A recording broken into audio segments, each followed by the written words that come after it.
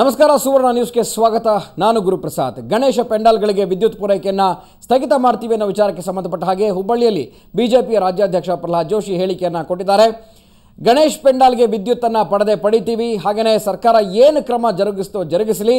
ಹುಬ್ಬಳ್ಳಿಯಲ್ಲಿ ಈ ರೀತಿಯಾದಂಥ ಹೇಳಿಕೆಯನ್ನು ಬಿಜೆಪಿ ರಾಜ್ಯಾಧ್ಯಕ್ಷ ಪ್ರಹ್ಲಾದ್ ಜೋಶಿ ಹೇಳಿದ್ದಾರೆ. ವರ್ಷಕ್ಕೊಮ್ಮೆ ಬರುವಂಥ ಗಣೇಶ ಉತ್ಸವಕ್ಕೆ ತಡೆಯನ್ನು ಮಾಡೋದು ಬೇಡ, ಕಾಂಗ್ರೆಸ್ ಅಯೋಗ್ಯ ಸರ್ಕಾರ. ಪ್ರಹ್ಲಾದ್ ಜೋಶಿ ಈ ಒಂದು ರೀತಿಯ ಹೇಳಿಕೆಯನ್ನು ಕೊಟ್ಟಿದ್ದಾರೆ.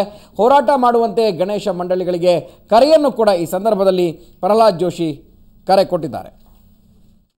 ಇನ್ನು ಬೇರೆ ರಾಜ್ಯದಿಂದ ಮತ್ತು ಕೇಂದ್ರದಿಂದ ವಿದ್ಯುತ್ ತರಲಿಕ್ಕೆ ಕಾರಿಡಾರ್ ಬುಕ್ ಮಾಡಬೇಕು, ಕಾರಿಡಾರ್ ಬುಕ್ ಮಾಡಿಲ್ಲ. ಕಾರಿಡಾರ್ ಬುಕ್ ಆಗಿಲ್ಲ ರಾಜ್ಯ ಸರ್ಕಾರದಿಂದ. ಎಲ್ಲೋ ನನಗೆ ಡೌಟ್ ಬರ್ತಾ ಇದೆ,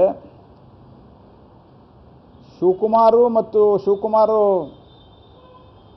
ಅದು ಸಿದ್ದರಾಮಯ್ಯನವ್ರ ಕೋಟಾ ಮಂತ್ರಿ ಎಲ್ಲ cabinet, it is the quota of something else.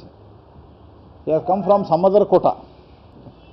ಆ ಕೋಟಾ ಇವರಿಗೆ ಹೊಂದಾಣೆ, ಇವರಿಗೆ ಸರಿ ಬಂದಿಲ್ಲ. ಅದು ಬಹುಶಃ ಈ ತಿಕ್ಕಾಟದೊಳಗೆ ರಾಜ್ಯದ ಜನರಿಗೆ ಕತ್ತಲೆಯ ಭಾಗ್ಯವನ್ನು ಕೊಡ್ತಾ ಇರುವಂಥ ಸರ್ಕಾರ ಸಿದ್ದರಾಮಯ್ಯನವ್ರ ಸರ್ಕಾರ. ಕತ್ತಲೆಯ ಭಾಗ್ಯ, ಅನೇಕ ಭಾಗ್ಯಗಳನ್ನು ಕೊಟ್ಟರೆ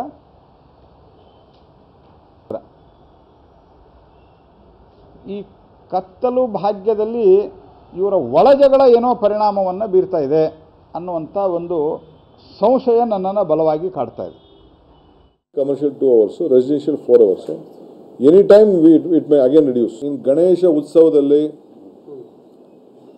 ಯಾರು ಕೂಡ ಪವರ್ನ, ಸರ್ಕಾರದ ಪವರ್ನ ಹೇಳ್ಕೊಳ್ಳಿಕ್ಕೆ ಮಾಡಿ ಲೈಟ್ಸ್ ಎಲ್ಲ ಹಾಕ್ಕೊಳ್ಳಿಕ್ಕೆ ಬಿಡೋದಿಲ್ಲ. ಬೇಕಾದ್ರೆ ಅವರು ಜನರೇಟರ್ ತಂದು ಯೂಸ್ ಮಾಡ್ಕೊಳ್ಳಿ.